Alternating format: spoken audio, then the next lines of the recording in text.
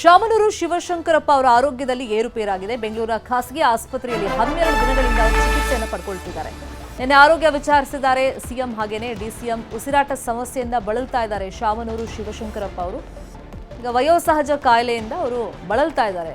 ವಯಸ್ಸಾಗಿರೋದ್ರಿಂದ ಒಂದಿಷ್ಟು ಸಮಸ್ಯೆಗಳು ಏನು ಕಾಣಿಸ್ಕೊಳ್ಳುತ್ತೆ ವಯಸ್ಸಾದ್ಮೇಲೆ ಆ ಸಮಸ್ಯೆಗಳಿಂದ ಅವರು ಬಳಲ್ತಾ ಇದ್ದಾರೆ. ಶಾಮನೂರು 94 ವರ್ಷ ಆಗಿದೆ ಅವರಿಗೆ. ಆರೋಗ್ಯದಲ್ಲಿ ಈಗ ಚೇತರಿಕೆ ಕಂಡು ಬರ್ತಾ ಇದೆ. 12 ದಿವಸದಿಂದ ಆಸ್ಪತ್ರೆಯಲ್ಲಿ ಚಿಕಿತ್ಸೆಯನ್ನು ಪಡ್ಕೊಳ್ತಿದ್ದಾರೆ. ಹಾಗಾಗಿ ಆರೋಗ್ಯದಲ್ಲಿ ಸ್ವಲ್ಪ ಮಟ್ಟಿಗೆ ಸುಧಾರಣೆ ಕಂಡು ಬಂದಿದೆ ಅನ್ನೋ ಮಾಹಿತಿ ಇದೆ. ಮಧ್ಯದಲ್ಲಿ ಆಸ್ಪತ್ರೆಗೆ ಸಿಎಂ ಕೂಡ ವಿಸಿಟ್ ಮಾಡಿದ್ರು. ಅವರ ಆರೋಗ್ಯ ವಿಚಾರಿಸಿದ್ದಾರೆ. ಮತ್ತೆ ಡಿಸಿಎಂ ಕೂಡ ಶಾಮನೂರು ಶಿವಶಂಕರಪ್ಪ ಅವರ ಆರೋಗ್ಯ ವಿಚಾರಿಸಿದ್ದಾರೆ. ಜೊತೆಗೆ ಕುಟುಂಬಸ್ಥರ ಜೊತೆನೂ ಮಾತುಕತೆಯನ್ನ ಮಾಡಿದ್ದಾರೆ. ಮತ್ತೆ ಸಾಕಷ್ಟು ಗಣ್ಯರು ಕೂಡ ಆಸ್ಪತ್ರೆಗೆ ಭೇಟಿ ಕೊಟ್ಟು ಶಾಮನೂರು ಆರೋಗ್ಯ ಹೆಂಗಿದೆ ಅಂತೇಳಿ ವಿಚಾರಿಸಿದ್ದಾರೆ. 94 ವರ್ಷ ಶಾಮನೂರು ಶಿವಶಂಕರಪ್ಪ ಅವರಿಗೆ.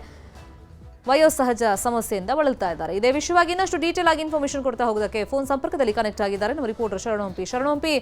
94 ವರ್ಷ, ಸಹಜವಾಗಿ ಆ ವಯಸ್ಸಿಗೆ ಒಂದಿಷ್ಟು ಆರೋಗ್ಯ ಸಮಸ್ಯೆ ಕಾಡುತ್ತೆ. ಅದರಂತೆ ಶಾಮನೂರು ಅವರಿಗೆ ಆ ಸಮಸ್ಯೆ ಆಗಿದೆ. ಏನೆಲ್ಲ ಪ್ರಾಬ್ಲಮ್ಸ್ ಇದೆಯಂತೆ, ಮತ್ತೆ 12 ದಿವಸದಿಂದ ಚಿಕಿತ್ಸೆ ಪಡ್ಕೊಳ್ತಿದ್ದಾರೆ. ಇವಾಗ ಹೆಂಗ್ ರೆಸ್ಪಾಂಡ್ ಮಾಡ್ತಾ ಇದಾರಂತೆ ಟ್ರೀಟ್ಮೆಂಟ್ಗೆ? ಡಾಕ್ಟರ್ ಏನ್ ಹೇಳಿದ್ದಾರೆ? ಶರ್ಮಿತಾ, ಈಗ ಸದ್ಯ ಶಾಮನೂರು ಶಿವಶಂಕರಪ್ಪ ಅವರ ಆರೋಗ್ಯ ಸ್ಥಿತಿ ಸ್ಥಿರವಾಗಿದೆ. ಕಳೆದ 2 ವಾರದಿಂದ ಕೂಡ ಖಾಸಗಿ ಆಸ್ಪತ್ರೆ, ಸ್ಪರ್ಶ ಆಸ್ಪತ್ರೆಯಲ್ಲಿ ಅವರು ಚಿಕಿತ್ಸೆಯನ್ನು ಪಡೆದಿದ್ರು. ವಯೋಸಹಜ ಕಾಯಿಲೆಗಳು, ಅದರ ಜೊತೆಗೆ ಉಸಿರಾಟದ ತೊಂದರೆನೂ ಕೂಡ ಇತ್ತು. ಈ ಹಿನ್ನೆಲೆಯಲ್ಲಿ ಕಳೆದ 2 ವಾರದ ಹಿಂದೆನೆ ಚಿಕಿತ್ಸೆಗೆ ದಾಖಲಾದ್ರು. ಸೊ ಇದೀಗ ಸ್ಥಿತಿ ಏನು ಸಹಜವಾಗಿ ಇದಾಗ್ತದೆ, ರೆಸ್ಪಾಂಡ್ ಮಾಡ್ತಾ ಇದ್ದಾರೆ. ಈ ಹಿನ್ನೆಲೆಯಲ್ಲಿ ಇನ್ನು 2-3 ದಿನದಲ್ಲಿ ಡಿಸ್ಚಾರ್ಜ್ ಆಗಬಹುದು ಅಂತ ಹೇಳಿ ಪ್ರಾಥಮಿಕವಾದಂತಹ ಮಾಹಿತಿ ಲಭ್ಯ ಆಗ್ತಾ ಇದೆ. ಈ ಹಿನ್ನೆಲೆಯಲ್ಲಿ ಯಾವಾಗ ಆಸ್ಪತ್ರೆಗೆ ದಾಖಲಾದ ಅನ್ನುವಂತ ಮಾಹಿತಿ ಸಿಕ್ತು. ಈ ಹಿನ್ನೆಲೆಯಲ್ಲಿ ಸಿಎಂ ಮತ್ತು ಸಿದ್ದರಾಮಯ್ಯ ಮತ್ತು ಡಿಸಿಎಂ ಡಿ.ಕೆ. ಶಿವಕುಮಾರ್ ಪ್ರತ್ಯೇಕವಾಗಿ ಭೇಟಿಯನ್ನ ಮಾಡಿದ್ದಾರೆ. ಇವತ್ತು ಕೇಂದ್ರ ಸಚಿವ ಸೋಮಣ್ಣ ಅವರು ಕೂಡ ಭೇಟಿ ಮಾಡಿ ಆರೋಗ್ಯವನ್ನ ವಿಚಾರಿಸಿದ್ದಾರೆ. ಶರ್ಮಿತಾ, ಥ್ಯಾಂಕ್ ಯು ಶರಣು. ಕ್ಷಣದ ಮಾಹಿತಿಯನ್ನು ಕೊಟ್ಟಿದ್ದಕ್ಕೆ. ಬೆಂಗಳೂರು ಬೆನ್ನಲ್ಲೇ ಹುಬ್ಬಳ್ಳಿಯಲ್ಲಿ ಅತಿ ದೊಡ್ಡ ದರೋಡೆ ನಡೆದಿದೆ. ಇಡಿ ಅಧಿಕಾರಿಗಳ ಸೋಗಿನಲ್ಲಿ ಬಂದಂತ ಖದೀಮರು 3.2 ಕೋಟಿಯ ಚಿನ್ನಾಭರಣವನ್ನ ಲೂಟಿ ಮಾಡಿದ್ದಾರೆ.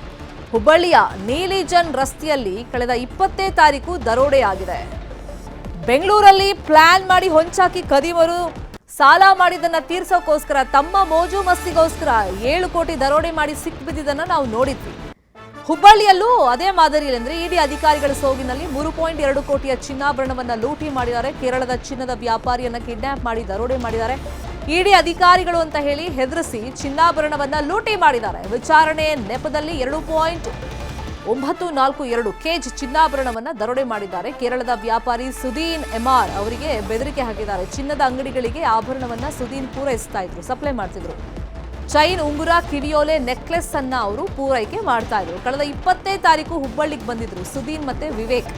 ಹಳೆ ಬಸ್ ನಿಲ್ದಾಣದ ಬಳಿಯ ಹೋಟೆಲ್ನಲ್ಲಿ ಉಳ್ಕೊಂಡಿದ್ರು. ಹೋಟೆಲ್ಗೆ ತಪಾಸಣೆ ನೆಪದಲ್ಲಿ ಈ ಖದೀಮರು ಹೋಗಿದ್ದಾರೆ. ಅವಾಗ ನಾವು ಇಡಿ ಅಧಿಕಾರಿಗಳು ಅಂತೇಳಿ ರೇಡ್ ಮಾಡೋ ತರ ಅಲ್ಲಿ ಆಕ್ಟ್ ಅನ್ನ ಮಾಡಿದ್ದಾರೆ. ತಪಾಸಣೆ ನೆಪದಲ್ಲಿ ಚಿನ್ನಾಭರಣವನ್ನ ದೋಚಿದ್ದಾರೆ. ಚಿನ್ನಾಭರಣಗಳನ್ನ ಅಕ್ರಮವಾಗಿ ಸಾಗಾಟ ಮಾಡ್ತಿರೋದು ನಮಗೆ ಗೊತ್ತಾಗಿದೆ ಮಾಹಿತಿ. ತನಿಖೆ ಮಾಡಬೇಕು ಅಂತ ಹೆದರಿಸಿದ್ದಾರೆ. ಮೊಬೈಲ್ ಫೋನ್ ಎಲ್ಲ ಪಡೆದು ಸಿಮ್ ಎಲ್ಲ ತೆಗೆದಿದೆ ಆ ಖದೀಮರ ಟೀಮ್. ನಂತರ ಹಲ್ಲೆ ಮಾಡಿದ್ದಾರೆ. ಚಿನ್ನಾಭರಣ ಇದ್ದಂತ ಬ್ಯಾಗ್ ಅನ್ನ ಕಿತ್ಕೊಂಡಿದ್ದಾರೆ. ಕಾರಲ್ಲಿ ಇಬ್ಬರನ್ನು ಕೂಡ ಹತ್ತಿಸ್ಕೊಂಡು ಬೆಳಗಾವಿಯ ಕಿತ್ತೂರು ಸಮೀಪ ಕೆಲಸಗಾರ ವಿವೇಕ್ ಅವರನ್ನ ಇಳಿಸಿದ್ದಾರೆ. ನಂತರ ಸುದೀನ್ ಅವರನ್ನ ಎಂಕೆ ಹುಬ್ಬಳ್ಳಿ ರಸ್ತೆಗೆ ಕರ್ಕೊಂಡು ಹೋಗಿ ಮಾರ್ಗ ಮಧ್ಯದಲ್ಲಿ ಬಿಟ್ಟು ಹೋಗಿದ್ದಾರೆ. ಆದ್ರೆ ಚಿನ್ನಾಭರಣ ಎಲ್ಲ ತಗೊಂಡು ಎಸ್ಕೇಪ್. ಇದೇ ವಿಷಯವಾಗಿ ಇನ್ನಷ್ಟು ಡೀಟೇಲ್ ಆಗಿ ಇನ್ಫಾರ್ಮೇಶನ್ ಕೊಡ್ತಾ ಹೋಗೋದಕ್ಕೆ ಫೋನ್ ಸಂಪರ್ಕದಲ್ಲಿ ಕನೆಕ್ಟ್ ಆಗಿದ್ದಾರೆ ನಮ್ಮ ರಿಪೋರ್ಟರ್ ಶಿವರಾಮಸುಂಡಿ. ಇತ್ತೀಚೆಗೆ ಇಂತಹ ದರೋಡೆ ಮಾಡೋ ಪ್ರಕರಣ ಜಾಸ್ತಿ ಆಗ್ತಿದೆ. ಬೆಂಗಳೂರಲ್ಲೇ ಒಂದು ದೊಡ್ಡ ಉದಾಹರಣೆ ನಾವು ನೋಡಿದ್ವಿ. ಖದೀಮರು ಸಿಕ್ಕಾಕೊಂಡಿದ್ರು. ಹುಬ್ಬಳ್ಳಿಯಲ್ಲಿ ಯಾವಾಗ ಆಗಿದ್ದು, ಹೆಂಗ್ ದರೋಡೆ ಮಾಡಿದ್ರಂತೆ? ಶರ್ಮಿತಾ, ಇದು ಗುರುವಾರ ಈ ಒಂದು ಘಟನೆ ನಡೆದಿದೆ. ಏನಂದ್ರೆ ಅವರು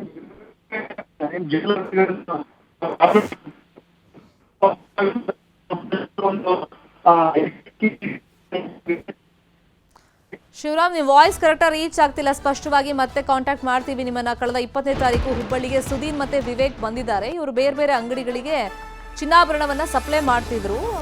ವ್ಯಾಪಾರಸ್ಥರಾಗಿದ್ರು, ಚಿನ್ನದ ವ್ಯಾಪಾರಿಗಳಾಗಿದ್ರು. ಸೊ ಇವ್ರನ್ನ ಟಾರ್ಗೆಟ್ ಮಾಡ್ಕೊಂಡು ಬಂದಿದ್ದಾರೆ. ಇವರು ಬಸ್ ನಿಲ್ದಾಣದ ಹತ್ರ ಒಂದು ರೂಮ್ ತಗೊಂಡು ಅಲ್ಲಿ ಸ್ಟೇ ಮಾಡಿದ್ರು. ಆ ಟೈಮ್ನಲ್ಲಿ ಬಂದಂತ ಅಧಿಕಾರಿಗಳು, ನೀವು ಅಕ್ರಮವಾಗಿ ಚಿನ್ನಾಭರಣ ಎಲ್ಲ ಸಾಗಿಸ್ತಾ ಇದ್ದೀರಾ ಅಂತ ನಮಗೆ ಇನ್ಫಾರ್ಮೇಶನ್ ಬಂದಿದೆ, ನಾವು ತಪಾಸಣೆ ಮಾಡಬೇಕು ಅಂತ ಕೇಳಿದ್ದಾರೆ. ಆ ಟೈಮ್ನಲ್ಲಿ ಅವರಿಬ್ಬರನ್ನು ಕಾರಲ್ಲಿ ಹತ್ತಿಸ್ಕೊಂಡು ಅಲ್ಲಿದ್ದಂಥ ಚಿನ್ನಾಭರಣದ ಬ್ಯಾಗ್ ಅನ್ನು ತಗೊಂಡು ಹೋಗಿದ್ದಾರೆ.